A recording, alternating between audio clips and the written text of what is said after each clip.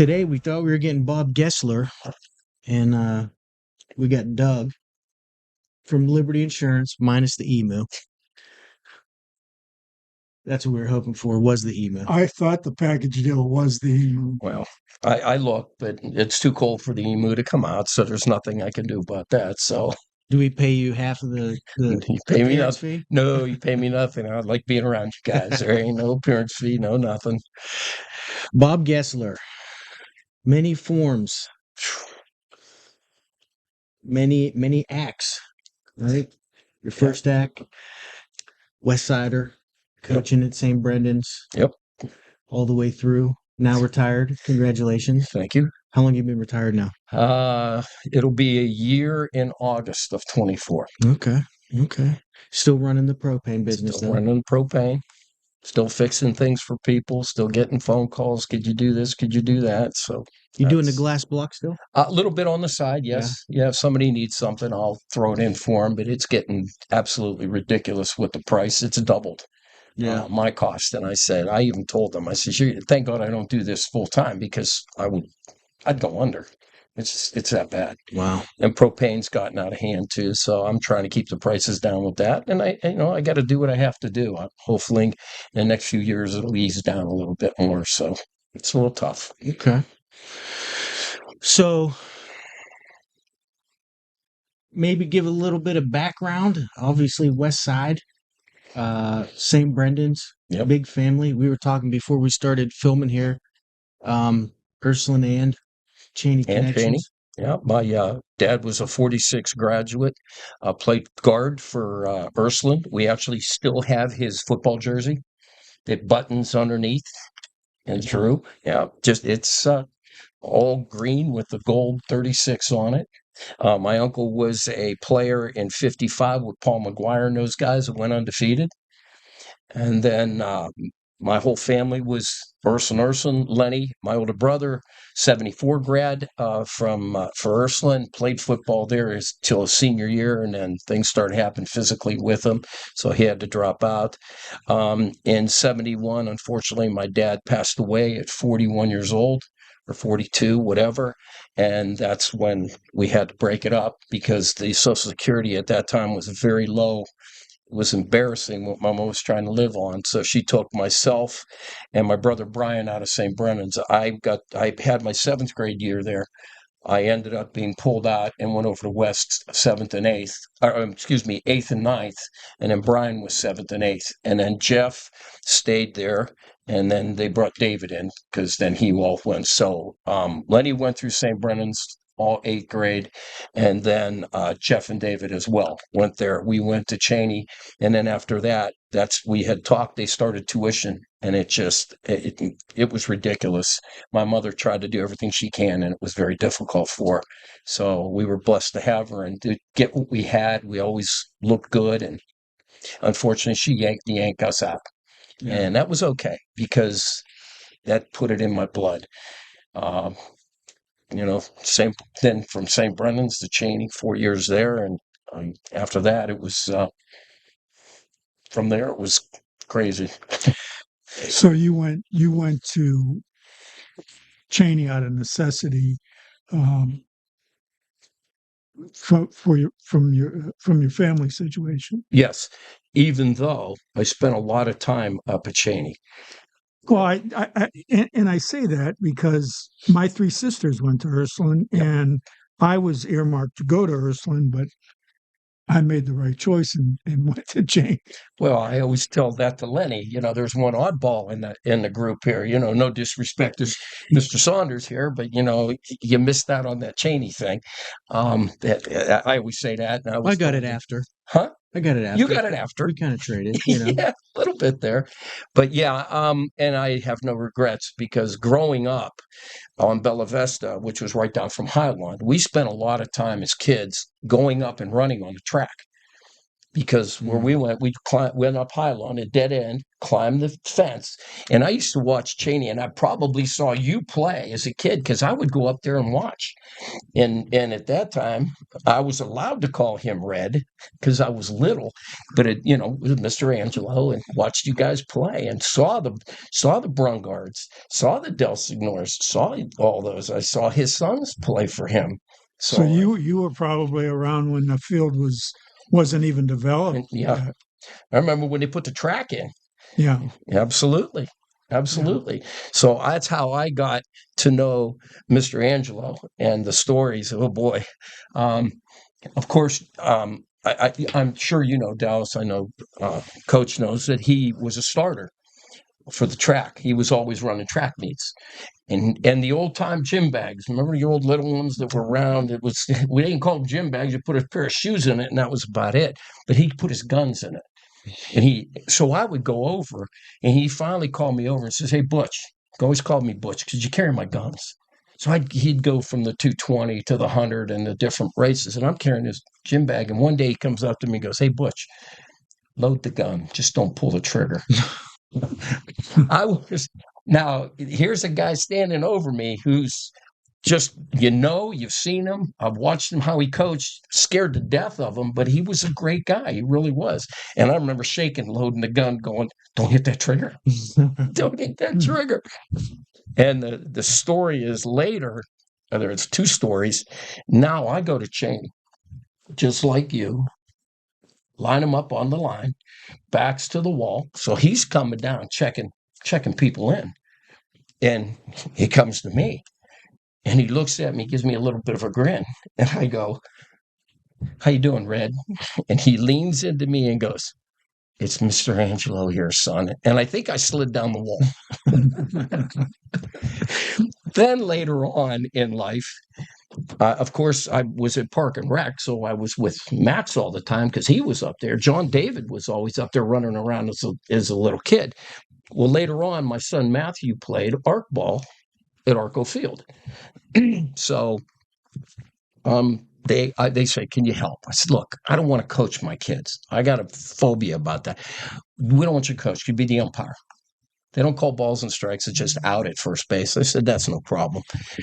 The rule was, these are little kids. So we want you to pick the kids up. We don't want you to say, strike them out or do whatever or boo. Well, for whatever our team or our parents wanted this team to lose. So they were starting. I stopped the game. I said, "Hey, Red Granger or whatever his name, Red Kramer is inside. He set the rules. I'll shut it down. You can't shut that down." I said, "I'll go right in there and I'll shut this game down. I don't want to hear this. These are kids. These are little kids." And Max's son, John, was playing for me, and he was on the team. Everything's good. I go out to center field, and I'm leaning on the fence. You know how Arco has that piping up there, something like this. And in the stands is, at that time, my wife, Patty, who's a Struthers girl. She only heard stories with Rick Noday coming in, and he was doing my advertising with the glass block. He come in, we would talk about Red stories, and she would go, "He should be in jail." Like, no, that's just how he was. And we accepted it, So now I'm leaning on the fence, and I'm talking to a bunch of guys from Chaney, and they go, "Don't move." And I'm like, "What do you mean don't move? Don't move. Why?" "Look who's coming at you." I look here out of the third base line. Now Red's walking at me. I break out. I'm shaking. I'm breaking out into a sweat thinking, is he going to come over and whack me upside the head? You just didn't know. And the whole time, my ex-wife, at times, she's looking at me going, "What are you doing?" And the guy in the stands goes, "You don't understand. That's Red." So I thought, if I lean on the fence longer and just focus here, maybe he won't say nothing to me. I feel the fence move. I look at him, nose to nose, and he goes, "Hey, Guess, I like the way you handle yourself, son. Let me shake your hand. That's you don't take no bull crap. I like the way you coach and everything. You did a hell of a job." Shake his hand. He turns around. I hit the floor. He hit the ground. And here's everybody going, "I thought he was going to kill you. We didn't know what he was going to do." So that's one of my Red stories. And, well, again, that's how it was there. Yeah. People were scared. What did his kids call him? They call him Dad or they call him Red? Max always said Dad. Okay. Yeah, Max always. I remember. Yeah. He seems kind of like a unique individual. You never know. You know what? And I was around them, but they were always, like when we'd go back up for Park and Rec, you guys were down on the field and we're sitting up on the hill. And a lot of times his sons would be up there and they would be John and some of the receivers and stuff in the summertime where coaches are not supposed to be early. And we would just sit there and laugh with them. And we knew all of his kids. Yeah. Just because we were around them. Yeah. I can't ever recall anyone calling him coach. Yeah, everybody called him Red. Yeah. In class? Yeah. I say that because I had him for homeroom as a sophomore, and I remember always referring to him as Red. What year did he retire? What year did he retire from teaching? Around what time? Well, when I went there, which would have been 80. He would have retired in the spring of '87. Okay, so Mady's still head coach. Red is still teaching, or AD. Red was the AD, right? AD. Yeah. Okay, so then he retires. Mady moves. Yeah. Okay. Yeah. Yes. Good days, man. I miss those so much. Yeah. It was such a good thing. And it's funny because somebody came up to me and said, I heard about your Chaney golf outing. And it was a nursing person. No, I'm sorry, pardon me. It was at the dentist office. It was a Mooney woman. And she said, you guys got something special there. We don't do that stuff here. We've never heard to do anything like that.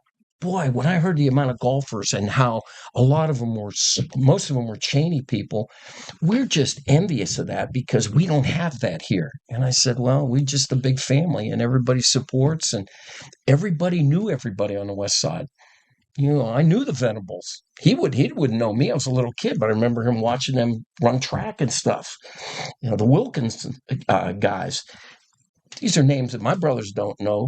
I don't think they know, but these are families that as a kid, I'd be up there watching these guys run track and football. So you knew of. Yeah, and I think that has to do with Youngstown being bigger, and you had neighborhood schools that you went to schools, and then as you get to high school, you kind of integrate into that larger community. But you talked about it even with the West Side and Ursuline. I mean, the integration between the two. Just it overlaps so much. Yeah. Very much. How did you? What kind of started your track down the coaching road? Your uncle. Yeah, Uncle Red. I was a junior. I don't know. I wasn't doing things what I should have been doing. I never got in trouble because I had too much respect for my parents.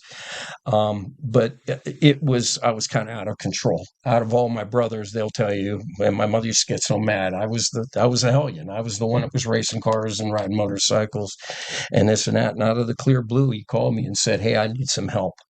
And that's when I was already up there part-time. And that's when Petro left. And then me and John Carney came in for your uncle. And I was a line coach, offensive defense, and helped out with everything I possibly could. And I was always grateful of your uncle. I just loved him to death. And he was a good man. He really was. He was a good man. Uncle Red. Uncle Red. What year would that have been? 70. My first time I actually coached would have been 75. Because I was a junior in high school and I was already coaching there in high school. Okay. Yep. About 75. And then Ron, when did you hook up with Bob or know Bob or what's that? When did that relationship start? Well, it would have been when having coached Jeff and Dave, then, when I brought Red on, Red recommended, and, between David and Jeff and Red, we kind of hooked up. Yeah, it was 1988. 88, yeah. Yep, it was 1988. And the thing was, and it was hard for me. Dallas, I never wanted to leave. I was there 1 year, and I got burned out. I was working midnights. Where you were with Ron? When I was with Ron, because what happened was I was working midnights. I had already had 2 or 3 kids. Mm-hmm. I'm going from midnights and getting to the parking lot. And I don't know if you remember, I'm sleeping in my car trying to get a couple hours, and then we're there from we'll say a short time, maybe 6, 7, 8 hours. During doubles type deal, just every day. I mean, doubles. Summertime, Yes, all that stuff. And then we weren't there 6 days a week. We were there 7 days a week. We were there Saturday running the kids, breaking film, and then back there all day Sunday, because my mother used to bring some spaghetti dinners up, because she would make spaghetti, and sometimes she would bring it up, and we would all have a spaghetti dinner when me and Jeff coached there. Mm-hmm. So, but unfortunately, I just got burned out. So I went to him and said, look, I can try to help the following year, which I did, sporadic. I helped him on the sidelines, do what I got to do, which I was very grateful. And then I was out for probably, 3 years or something. And that's when I got the call from Jeff, because Rich Saul went to bat for Jeff to get him in at Volney as a head coach. And I know you had a big say in it. And he hired me as the line coach. So it was me and Jeff, head coach. Lenny was helping with the DBs and the defense, and even David came. It was amazing that 4 of us were on the football field together. And then, of course, then Jeff moved on and went to that school on the west side over in Austintown. And then Jason Haggerty took over. And Jason left, and they came to me and said, would you be a head coach? I said, I'm running a business. I don't know if I can be here. So I didn't do that. And then Nate Boyd came in there. And then after that is when you made the call for me, and you said, hey, could you come? And I said, I think it was 5 games I called as a head coach, because when Red left, we combined the schools. They were starting to combine. Then after your uncle left, I ended up going down to St. Christine's, which was West Catholic. And I was there with another couple coaches. And what happened was there was a little incident that happened, and they had to fire him. And they came to me and said, you want to be the head coach? And I'm like, huh? How am I going to do this? I can't put a full offense in. So the guys helped me. The players helped me. I had a big meeting because we used to practice down in the park. Mm-hmm. So I had a meeting with the parents and said, hey, I got 3 days to get you guys going, because we had to go play, what is it, in Girard, the Catholic school? St. Rose. And there was the 2 guys that played end. Guy named Howie Myers that broke all kinds of records in track, and another guy named, you probably know him, Nick Cochran. Mm-hmm. They're beating teams 50-0. So I go to the parents and I said, I don't know if I could get them going in 3 days. I said, I'm going to go down here. You guys talk about it. You want me to coach them, or I'll cancel it, send the team down. But it's on you. It ain't on me. I'll do what we can do. And they did. They sent them down, and we beat them. It was the first win I ever had as a head coach. Beat them. And they were... Cochran wanted to fight me. Imagine that. Imagine that. Back then, as an 8th grader, because he was bigger than me, but I mean, it was just like, you got to be kidding. So yeah, I mean, and it grew from there. Just, it was amazing. Yeah. So Ron, at that time in '88 you had Bob, and then I think Mick was coaching as well. No. Yeah, Mick was with me from the beginning. Mick got out in '86, right, as a player, and so he graduated in '87.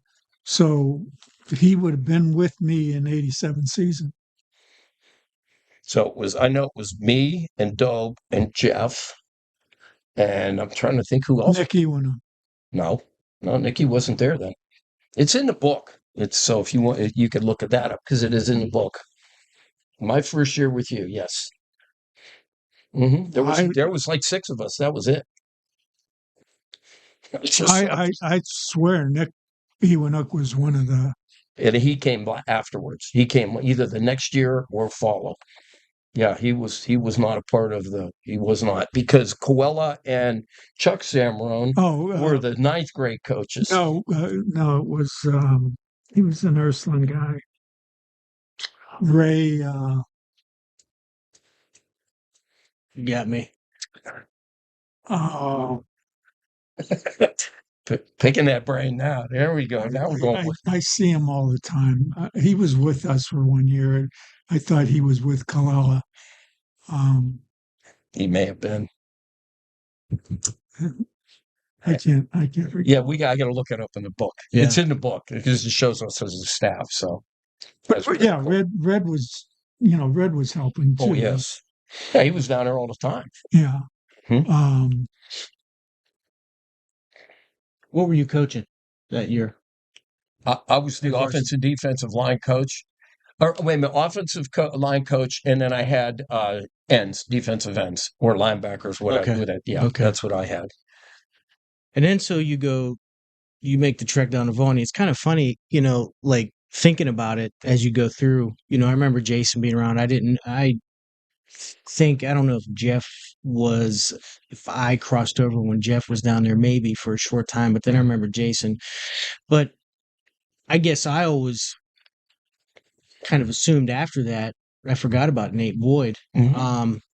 But I always kind of assumed that you were the guy leading it in some respects.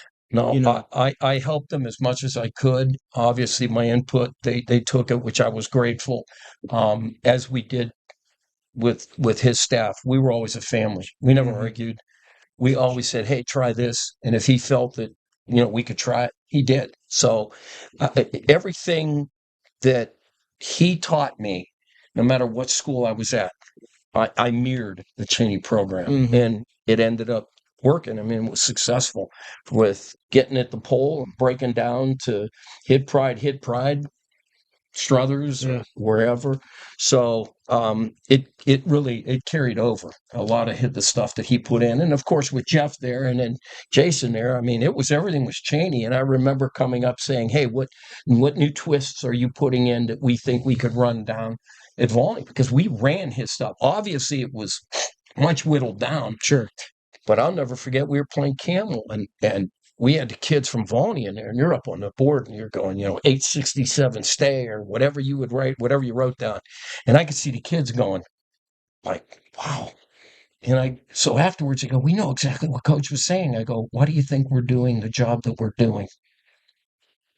It was a big transition part of the program because Joe Santangelo was coaching down there at the time, and they were kind of settling in. Jerry, there's another senior moment, but a lot of years. They didn't quite want to be all in. They didn't want all in as in scouting, as in meeting, and running the same thing we're running, and they weren't being adamant about it, but they expressed that that's how they felt. So we amicably parted ways, and fortunately I was able to bring in the Gessler gang, and that really put us on track as far as. So let me ask you this: because obviously we've talked about it, like that's a critical piece of it. When you're in a district the size of Youngstown, right? At that point, you had 5 high schools, and I think now most head coaches have the latitude to say, hey, this is who I want in my junior high program. But I think it's probably a different dynamic when it's a bigger district. Did you have to fight for that to be able to put your people in place? Was that understood that you had, and did all the head coaches in the city have that latitude if you did? Well, I think John Matthew was the city athletic director at the time, and Alex Murphy was our building principal, and both very supportive. Okay, so and then John Tullio came in, and they wanted they wanted programs. Okay. Mm-hmm. They wanted solid programs, and they wanted academics, emphasized in the program. So to answer your question, yeah, we had internal support at the time. And do you think? And by the way, Ray Klempe was the other guy I was thinking of. Sorry, Ray, It happens. Do you think that was the process, at the other schools? To the best of your knowledge. I remember that they wanted to.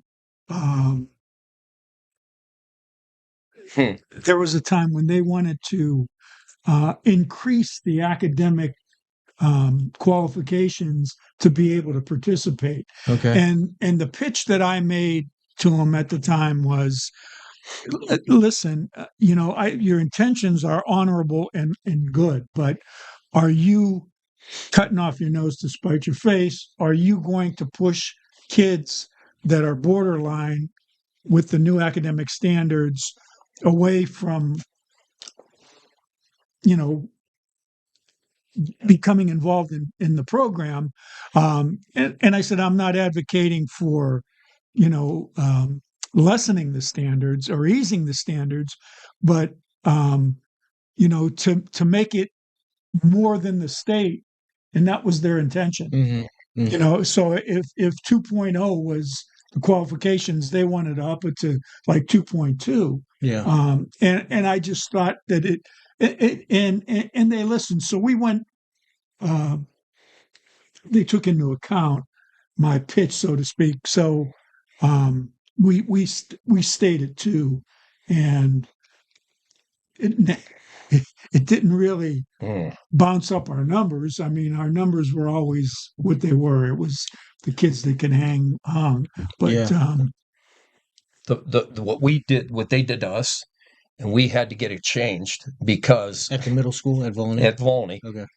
Because if you had to get a certain amount. If you got an F, you couldn't play. Well, what was happening was, okay, our games were, I believe, on Thursday, because we did the walkthrough on Friday, got them out of there so we could all go to the Chaney game so we could help you guys. We wanted the kids there. They actually had weekly eligibility, and it was killing us because finally I had to stop it. Because what was happening is we're practicing, not the day before a game, we're going to walk through, and they're coming over going, well, he got an F this week. I go, well, you can't do that. You're going to take a player that's practiced. You cannot take that player away. You got to do it earlier. You got to come to us on Friday and say he can't play next week. We're already prepared. And it got us. It bit us a couple of times. Yeah. They changed it. They did change it, but they all they did is change the day of notification. Yeah. Because it was just misplaced the day. Because by making it the day in question, they were sidelining a kid, like after he already had put in his week of practice, in preparation, and you prepared to have that kid. So just like, and I want to get off. Go ahead, because I want to get off course here, but we started study table. Okay, right. We started progress reports. Okay, now the city looked around and said, maybe we ought to incorporate this, and they did, and that's all good. We wanted. I went to them with a funded drug program. Mm-hmm. Okay, and we started with just bringing in speakers and having a symposium. Tressel would come and Roland Smith and whatnot, and we did that throughout. But I had Gary Stelter, who's a Chaney Hall of Famer and played on the '74 undefeated team. Was maybe a second team All-American at. A holy name guy? And a holy name guy. But he was working in Syracuse, where I GA'd, not at the university, but he was working for a lab that tested, and we had everything in place, and I had it funded, but they wanted me to fund the rest of the city schools. Mm-hmm. And that would have taken all my time. And anyway, they kind of pigeonholed it and stopped it. So let me ask you this. I think you're talking about drug testing, high standards, talking about which now is pretty routine in today's landscape. You talk about well, let me ask you this: how would you have handled the drug testing if somebody popped? What would have been that first step for you if in circling back 40 years or whatever the number is? If they failed, yeah. Well, I'll be honest with you. We were jumping into areas where we really didn't have any grounds. Mm-hmm. Okay, I mean, I was bringing kids in, putting them under the light, taking them to their parents, and saying, I suspect and have information that they might be using steroids. Mm-hmm. Okay, and get the kid to admit it, and then get the parents to hear them admit it, and then require. And I still have the letters at home on file. Require that they be suspended from the program until a time that they were drug tested. Mm-hmm. So and I mean, God bless the parents that supported that, because I legally, I mean, I was yeah, we didn't have a superintendent. And the grounds for that, you're getting a little bit ahead of the game. Well, but I also think ahead of the game, and the reason I asked the question was because so much of that drug testing now is not for punitive as much as it is to, hey, let's get you through this. Here are the downfalls.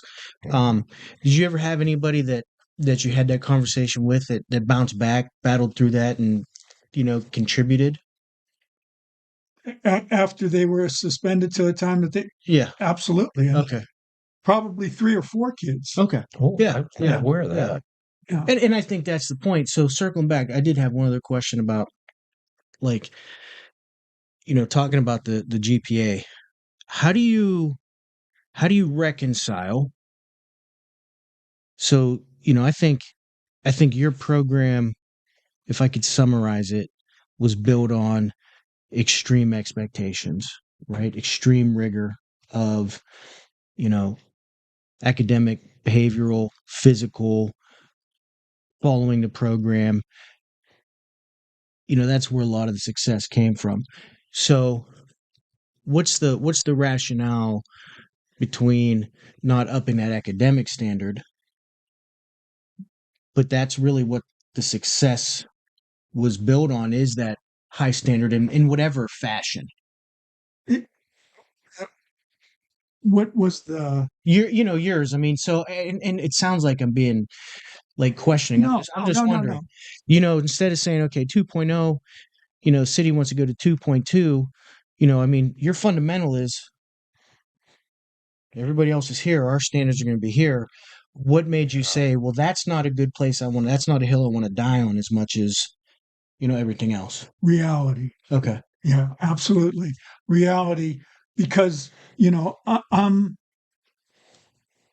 going into the classroom, talking to the teachers. I got you. As a staff, talking to the teachers, making sure that kids are accountable, and you got a kid that is taking a test, a makeup test, and it's going to be the difference between him being eligible the following week or not. Mm-hmm. And seeing where your kids are, and seeing that they're going to study table, we're having group sessions, and they're still coming up short because of where they are academically. Mm-hmm. And you say, okay, well, if I put more gasoline in this engine, is is it going to help or hurt them? Mm-hmm.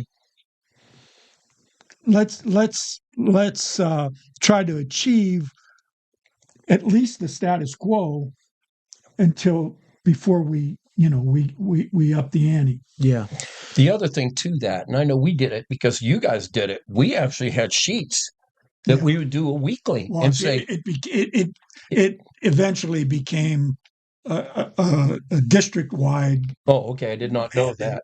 For weekly. Well, weekly eligibility. When what you would do is they would bring it to each class, and the teacher would put her name and how he was progressing or if he was degressing, and that's how we did it. I know at Volney, and I'm pretty sure that we did that up there. Yeah, we were actually doing it before they ever it became mandated. Yep. We were doing it in the off season as well. So, I would have, and I would tell the teachers, in part answer to your question is teachers really, appreciate if you're concerned about their academics, not only from a playing standpoint, but from the kids' growth standpoint, and as well as their behavior. And by taking that hands-on approach, you're not bucking them. They understand that you're there to support them. Oh, 100%. And that becomes a really, really big deal. Really, I would first of all, I think that weekly eligibility would be a safety issue to some degree too, from the standpoint of you'd almost have to have it the week before to say, okay, Ron, you're not able to play this week, so you can get somebody prepared, and then instead of somebody coming in and saying, that's what happened to us. Yeah, hey, that's what happened to us. And it got changed. Well, you know this as a superintendent now. Teachers are accountable for the progress and the lack of. Okay, sure. So before it gets to be a problem, I mean, we would go to the teachers and say, listen, before it does get to be a problem, just let me know. And I'll come to your classroom and put the fear of God in the kid, and we'll get this taken care of. And I would concur. I would say 99% were extremely supportive of that. As a head coach, we're extremely supportive of that. There was probably one instance where, I think probably what you did was that at the end of the grading period or going into the summer, or the pulse of your team. What is the pulse of your team? Everybody got a progress report. Everybody would take and get it signed. And there was one instance where one teacher was kind of irritated that they had to have it done. And sure, but that was 99% was you almost became, as the head coach, the go-to person for some of those, guys that walked the razor's edge, that they were at their wit's end. And it was appreciated 99% of the time. I can't tell you how many teachers would come to us and say, hey, listen, it's appreciated. And could you talk to so-and-so? Yeah, right. And I would fall down all over myself, thanking them, thanks for coming to me instead of the building administration, and it becoming a problem. I assure you that we'll take. I could recall going into a classroom and a kid maybe filling his oats and and saying, stop in the classroom and just saying, hey, I understand that you got a future in comedy. You want to be the class clown. Well, how about if Mrs. Jones clears off her desk, you come up and entertain us? Yeah, now that's something obviously not being done today, or shouldn't be done today, and probably shouldn't have been done then. But it seemed like the road to travel. Well, I got to add ahead. to that Go too. ahead. After Rich Saul left, Marilyn Mastronardi, who I just love and adore, I just ran into her a few months ago. I just love her. She knew I did glass blocks, and I was kind of free when I needed. It's not good. But she'd call me and say, I need an adjustment. Well, if I had to go to the classroom, I said, leave him there. Let me know what room he's in. I'll get him. And as I'm coming out of hall, they would part the ways because they know what's about to happen. Go in the classroom, and it's you. Come with me. She literally would put me, because her office was right off the big office. She would put me in there, lock the door, and leave. And all the teachers would be outside the door listening to me. And I'm just losing my guts on this kid and explaining to him, keep this up. And basically, you don't want to learn, you're going to be dead or in jail. And I mean, I would rip these dudes. Never had a problem after that. You couldn't even come close to that. Yeah. I mean, and you know what, though? We never had a problem with a parent. We never did. No parent ever came to us and said, you can't do that, because we just didn't do it then. And you know what? We never had a problem. Those kids feared us. I think a little bit me more than Jeff and Jason, but I think was also, the heat. but I think also, and if being around Ron, coaching myself, I mean, if you have a relationship with kids and they know you care, you can go to that place. Oh yeah. But like Ron always said, I mean, I'd rip a kid, and then at the end, and he would tell us, at the end of the day, go, put your arm around him, or I need you. Lift him up a little bit. Sure. What briefly, what are some of your best memories? A couple of your best memories, things that you enjoyed most with your time at Volney. To be honest with you, the kids. Mm-hmm. At St. Brennan's, I was able to coach Mike Zordich, Jerry Osaski. I get there, and we got a bunch of kids. Keelan Dykes, he makes it to the NFL, but Sully Robinson, Eddie Mack, some of those guys. It was such a joy, and they would listen and they would do things. We had a 3-man sled that wasn't worth anything, and I could barely move it. Well, once you went up the big hill, the field was here. There was another little hill. One day, I put some of those guys on it and said, drive me up I'm on this thing. They're driving me up the hill. I make a game of it. Now we can do that. We could beat them. They're pushing me up this little hill with me on it, and it motivated them. We made it games.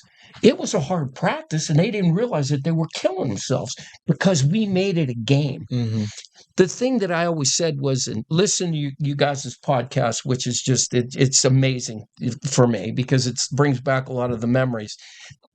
What we did at Volney, we're proud of, because of the kids that we tried to keep there, and we got there and got them to Chaney. I felt that we had them prepared for you, that you didn't have to go in there and say, I got to scrap it and start from scratch, because they didn't get any coaching. We were always proud of meeting with you and saying, what do we need to do? We would watch your practices. We would put your drills in down there. I mean, we did things. I got chutes at Struthers. Mm-hmm. I went and picked up chutes up there. Anything I could get my hands on, I would, because I wanted it to have it for our team. So this much, I'm not going to say a whole lot, because we're just a tiny part of it. But I feel that when you have a program that starts that young, and this man gets them, it makes his life so much easier. So when he talks about the success and everything, a lot of those guys were either St. Brennan's guys that I coached, or Chaney guys, or Volney guys that he got. And we sat back and said, they had that much of them. It wasn't a lot, but we tried to prepare them as best we could for you. And I was always proud of that. And that's what's led this to today. Ron, how was Bob's eye for talent? So did he ever say, hey, this guy coming up, he's going to be a player for you? Did he ever say, hey, this guy's going to be a player, and it didn't work out? How was his, how would you grade him? Well, This will be good. No, pretty good.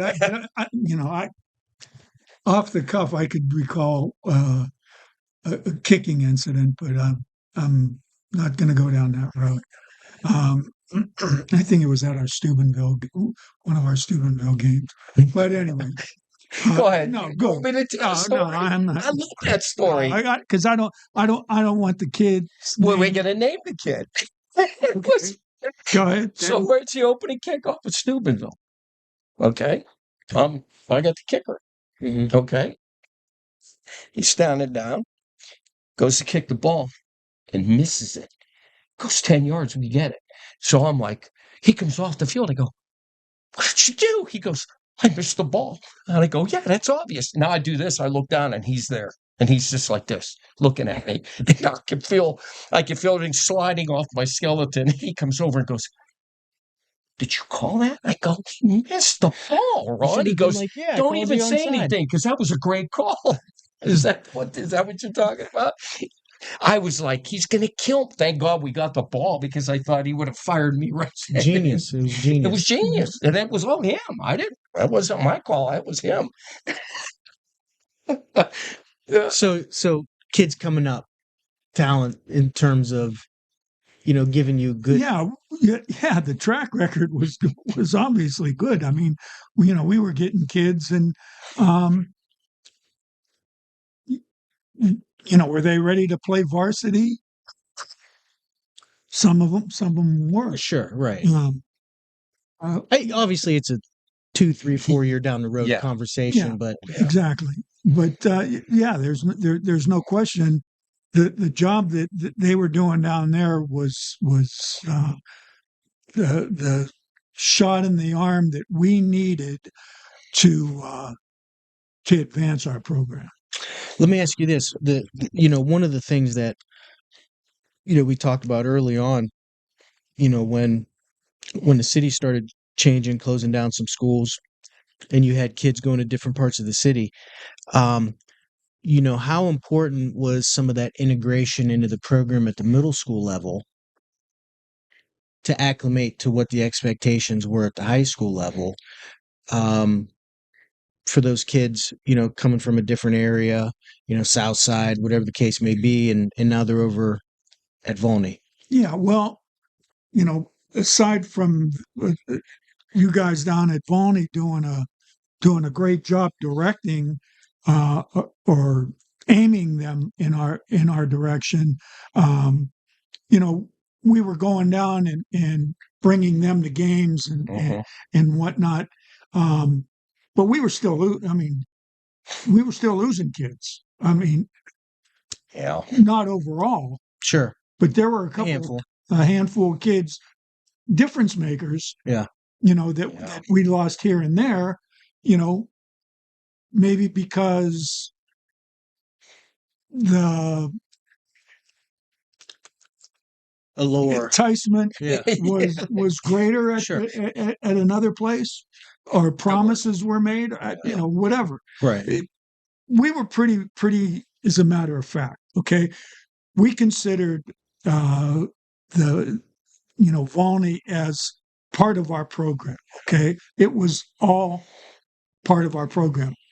Put your time in there, and we want it to be a great experience for you. Want it to be a learning experience for you, and when you come, it's going to make it easier for you to adjust to what we're going to ask out of you. So it was one hand washing another. Mm-hmm. So that was all good. But again, I could recall kids that I would sit at from Volney that I would sit at a basketball game with, and they would tell me how excited they were about coming to Chaney, and then, like a thief in the night, all of a sudden, somebody would say something or whatever. Yeah. So, I think listening to like Ron Allen, Kenyon Meadows, when we did that, the 92 podcast, they talked about, Mark Heron, Patton, they talked about that transition being somewhat difficult. And I wonder if having a Chaney light in terms of culture and expectations and work ethic, having somebody so connected and plugged in. That's where I kind of meant like, okay, and then freshman year gets a little bit tougher, and then you enter into the varsity sports from the cultural aspect. I think that had to be an invaluable piece to it. The other thing that what he was talking about, what was that fight like? Because I know when I was back in the 2099 to 06, I mean it was hot and heavy with Ursuline and Mooney specifically. What was that fight like at the middle school? Horrible. With Let me explain. On a game day, and I'm not exaggerating, you had, again, field here, up onto the field again. You had the whole Ursuline staff on one side and the whole Mooney staff on the other side. Mm-hmm. And I'll never forget, Jason was so mad. It was during Jason's year. He was so mad because they were coming down our kids. I walked right over and I said, I'm going to turn you into the state. You have no business. And I got laughed at. I said, leave our guy alone. There's a guy that still holds the record as a freshman, 5 touchdowns in the state championship game as a freshman. That would have been one of our difference guys. He was that good. No, it was Delbert Ferguson. Mm-hmm. Delbert, and was a great kid. I actually, after that championship game, when he scored the touchdowns, I went to his house. He cried. He cried in my arms and says, I can't believe you came here because I didn't go to Chaney. I go, Delbert, you were still one of our players. We still care about you. Yeah, we were upset, but we still care about you, man. We want you to do well. And kids and families do what they think is best. Yeah, but that's exactly. We didn't hold would any you animosity. go to Ron and say, hey, Well, I'm not sure we did. I'm sure we. Well, you know who else that we found out, and he may deny it, was Fernando too. They were looking at Fernando. Somebody was looking at Fernando, and I'll never forget the time he came down. He comes down to a game. We were playing down at St. Christine's, and you stopped down. And I'll never forget him standing there, and he goes, which one do you think that I'm going to be relying on? And I go, that one right there, 70, whatever. And he goes, that kid? That was Fernando. And sure enough, one of your captains and stuff. But, I think he looked at it that going, really? And look how, we knew because we were one. We knew what a tough kid and everything he was. I mean, we love Fernando. No, I mean, in high school football. Sure. It really is a game of attrition. And you look at Delbert. I had his sister in homeroom. Delbert is a kid that I would sit at a basketball game with, and him just talking how he couldn't wait to come to Chaney. In any event, Diallo Anderson. Yes, that's another one that we lost. There's another one, another running back. There was Ferguson, Diallo. Oh, what's the one whose son just played for Ursuline? Wasn't he a Volney guy? Lynch? No. Did Lynch play at Volney? Now because those guys were before my time. I thought Lynch was there too, and I could be wrong. I don't know. I think we were talking about this with the transfer portal, some of the NIL stuff. I think when you have, I guess, let me ask you this: the Gary. Gary Thornton. Yeah, he played. Yeah, because he played for us. Yeah. Absolutely. I had him. I didn't have him, but he was at West, and I would see him all the time because he was in the gifted program over there. We talked about, the NIL. I think.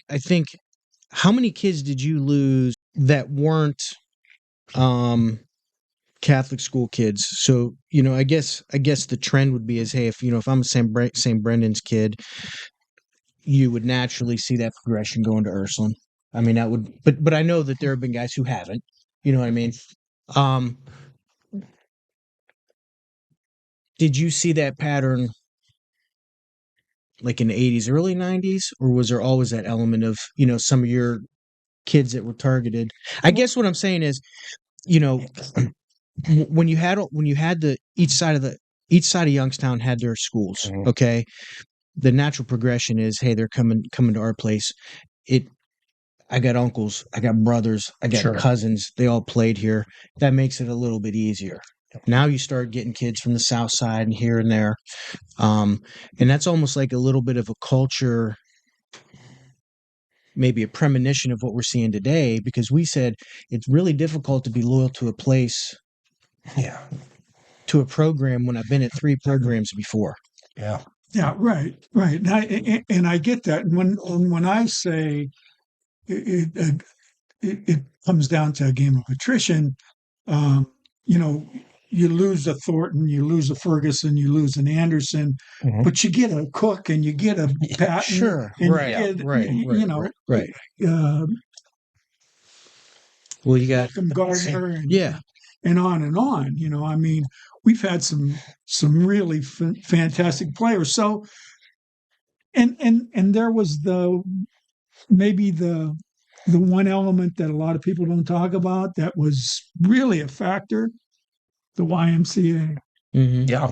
You know, I mean, there were guys that actively were throwing shirts and whatever down there and enticing kids, you know, in the off season. Sure. Yeah. I think early when Jeff got in, it was a little tougher for us because we're trying to implement your program. We're trying to say, this is what it is. We talk about Chaney Football. We talk about the family of it and this and that. You're going to work hard, but the benefits, and we still kids, he ain't going to promise you anything. You're going to promise you an education and equipment.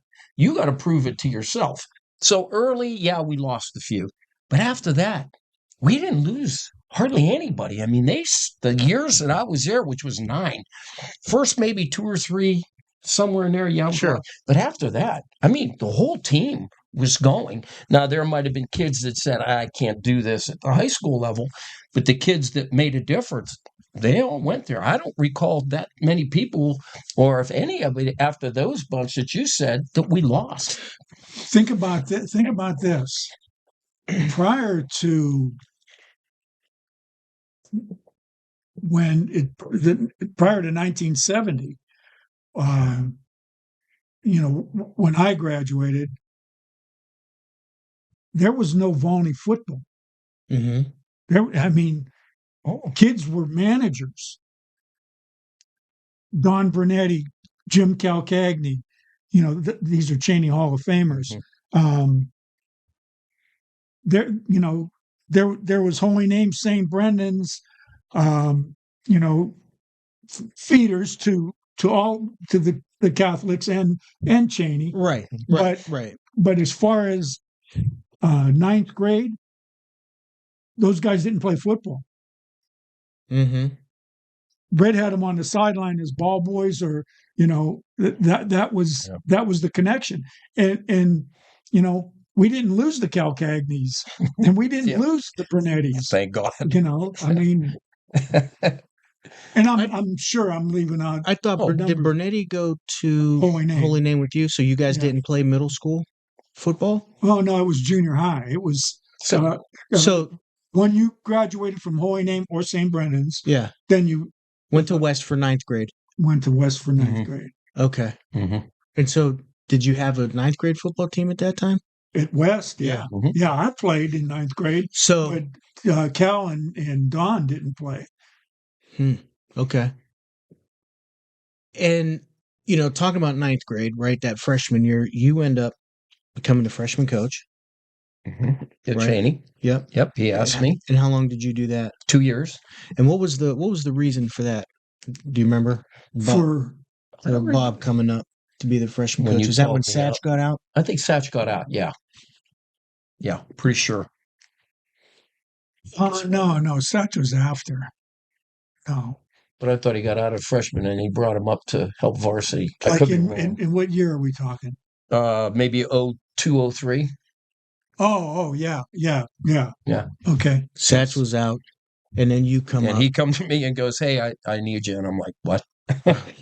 Go, you know, I don't know if I can do this. And he sat me down and said, I believe in you. I think you can do that. I said, you say that an awful lot. I don't think I can do it. And you do it, Dallas. You end up doing a good job. Dallas, you know what? And everybody in my whole family goes, you need to shut up. because you've been successful in everything you do. It may take you a while, but you take no credit. I don't want to take credit for anything.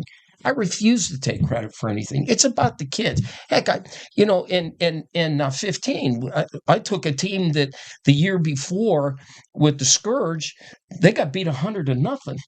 The next year, between me and Tom Noble and another guy helping us, we took these guys and we went 10-0. Lost in the first round, come back, lose 2 games, and win it all at Girard Stadium in front of 900 people. I mean, it's just talk about that experience. So that was a semi-pro. Yep. Right. Yeah, the greatest thing was, which happened to Chaney when I got hired there. Ryan Bonacci was Urson guy. Mm-hmm. I know Ryan. Okay, Ryan, real good friend of mine. He was the head coach and running it until his wife found out. So he had to quit because he was doing it on the sly. I don't know how we thought he was going to do it because we traveled to West Virginia. We were all over the place. So anyway, Jim comes to me after that and says, we used to go to the golf dome and practice. Yeah. He said, could you take over? And I said, yeah. So I walked in with Noble and we walked in and there's Eddie Mack and then there's Bill Burton and all these Chaney guys. Mm-hmm. And they said, I'm the new head coach. And of course, like what I got announced with Lamongi and those guys in Monterelli, all I heard was, or Monterelli, because now these guys, some of them at Volney, and they knew of me at Chaney. Now they know this guy is crazy. They're going to kill us. They're going to run us to death. Anyway, hence, we take over. We're with them for, about 3 years. And I'll never forget, I was in Scream. I'm in next to guys that are, they're 6'4", 6'5" linemen in front of me. I'm a nothing. They're huge. And I'll never forget, I'm in there chewing them out because I was the head coach, offensive coordinator. I come to the sidelines and Noble goes, they're afraid of you. They could kill you. They could just go like this. They're adults. So Eddie Mack and Burton were standing. There was somebody else that was there. They were laughing. I go, what's your problem? You'll never change. I said, what do you mean? You were like this in the 7th and 8th grade and at Chaney. And I go, do you want me to change? Oh, hell no, coach. We like your fire. And I said, good, because I'm going to continue it. We went, they were coming. We got through all the playoffs, beat a team in lower end of Pittsburgh that was a little scary spot. We go to Girard. They came from Cincinnati, drove up to Cincinnati. Again, 900. I'm sitting like I always did, 50-yard line, up as high as I can, just getting my thoughts and stuff. Bus pulls up. Dallas, when I tell you, looked like Penn State coming off this bus. I'm looking at the receiver, 6'5", 6'6", lineman, 300-some pounds. I'm going, we could do this. Try to believe you can do this. And they were tearing teams up. And we got the ball first, 4 and out. They got the ball. One of our oldest linebackers, pick 6, and we never looked back. Those guys played their asses off. It was the most exciting time, other than my children and being around wins, in my life, because it wasn't for me. It was for those guys, seeing those guys, your Eddie Macks and these guys. They won something, and that meant a lot to them. And I'll never forget, Eddie did come up to me and said, I finally got a championship, didn't I? I go, that's just how it goes. You got it later on in life. And it was a big thrill, and these guys still stay ahead. They still get in contact with me. And then Jim, our owner of the team, who was my center, he loves me. Snapped the ball over one of our punters' heads, and he said, all I heard was that little voice, Craven.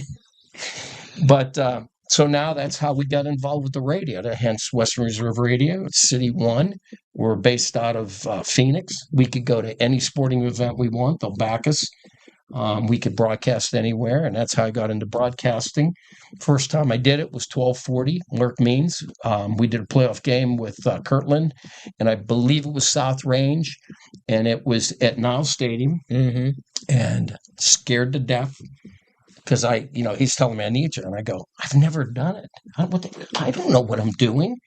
You've been a coach for years. You got to remember it's radio. Just explain what the play is. I said, okay, so I did. 2 days later, Means goes to work. That was a Friday, so it was probably Tuesday. He calls me and says, I got a story to tell you. Now I'm like, oh boy, I'm on. You got to be careful on terrestrial radio. You got to watch what you say and what you do because, the FCC will get you. So he said, I got to tell you a story. Bill Kelly came up to me and said, the guy that was on the color, what's the deal with this guy? And Means, you got to know Mark Means. He probably turned white as a ghost, probably sweated 3 pounds just in that conversation. He goes, why? He goes, well, what's his name? He said, Gessler.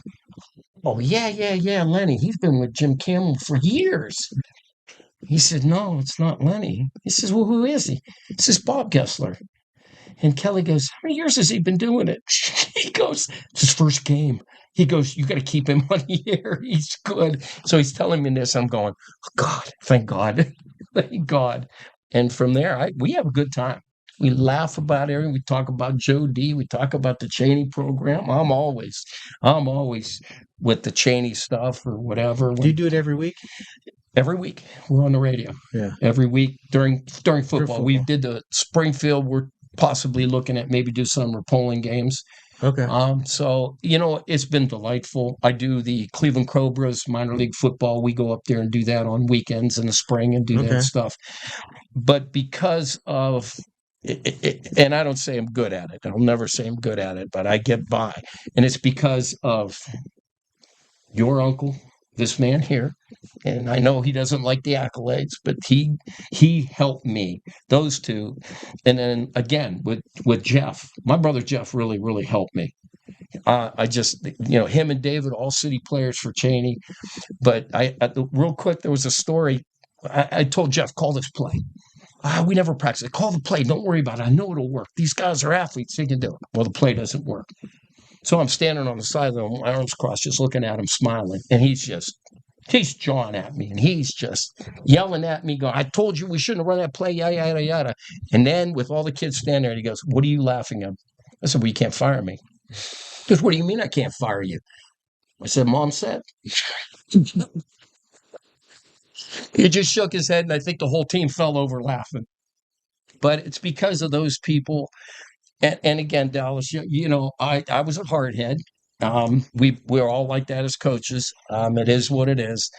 We try to do things our way, right or wrong, stupid. And I've always said I didn't want to cause any aggravation to anybody that hired me because I am honored that you guys said, I need you. And, we took a program over at Struthers that was non-existent. And they still to this day undefeated, and it was just amazing for those kids. Yeah, for sure. I'm grateful for that. Grateful. Well, Ron, any final thoughts? Still waiting for that team to come Lima steps. Maybe in the summertime when it's a little warmer, we got to keep them warm. No, it was a pleasure to have you, and certainly appreciate everything that you've done for Chaney High School as well as Volney, and the success that you've had is quite evident and very deserved. Well, those are kind words, but again, I had good guidance with all the head coaches that believed in me and took me under their wings and said, "Don't do this, you got to do that," and I'm grateful for that. I'm grateful for the kids that I met, the parents I met over the years, which means a lot. But players and the coaches, Bill and Mike over at Springfield and John Armini. These are guys that we either grew up with or that we actually coached and been around and stuff. And Paul, being able to coach him 7th and 8th grade and then get him a senior year at Chaney was a big thrill. And me and him are, I'm still messaging him, how you doing? How's everything? How's the kids? And that means a lot. It means a lot to me. Well, I think, it's funny how the reach of our experiences together at Chaney with kids we coached, guys we coached with, the relationships we have, just all the different places that, are not replicas of it, but have a flavor of it through our experiences. I think that speaks volumes to how much it impacted each of us individually. Oh, 100%. And how you carry those things with you. And that's really the essence of why we started talking about this, just the stories and trying to keep these things, capture these experiences, the people. Because that's what it is. It's not the four walls, it's the people that walk through them and made the impact. So, well, people think that it's about football. Just real quick. Sure. It's not about football. I try to tell people we're preparing these kids for life. And I used to tell my kids all the time, you're going to wake up one morning and you're going to feel sorry for yourself and you're going to have a horrible day at work. I want you to think of me. I want you to think of me when I'm screaming at you during the week and it's 100 degrees out and we're pushing you. And I stopped and said, this is hard. This is hard, you think. When you start life, that's when it's really hard. When you're going to have a good day is when you think back and say, he said, we're going to have a great day. And it has happened where kids have come up to me and said, that happened to me, Coach. And boy, you were right, because life is a real bitch. It is. It is. Well, appreciate it, Bob. Thank you. Thanks for coming.